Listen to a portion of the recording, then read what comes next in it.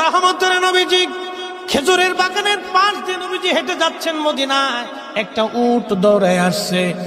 উট এসে আল্লাহর হাবিবের কদম মুবারকের সামনে পড়ে মাথা নিচু করে নবীজির কদমের মধ্যে মুখ লাগায় কাঁদতেছে। উটের জবান খুলে গেল। উট কাঁদে আর বলে, ইয়া রাসূলুল্লাহ, ইয়া হাবিবাল্লাহ, নবী গো, আপনার কদমে আমার আরজি। উট কি জন্য তুমি কাঁদো? বলে, ইয়া রাসূলুল্লাহি, আমাকে শুধু মারে, আঘাত করে, কিন্তু খাদ্য দেয় না, কাজ বেশি বেশি করায়। এমন সময় পিছে পিছে ওই মদিনার সেই উটের মালিক দৌড়ায় আসছে।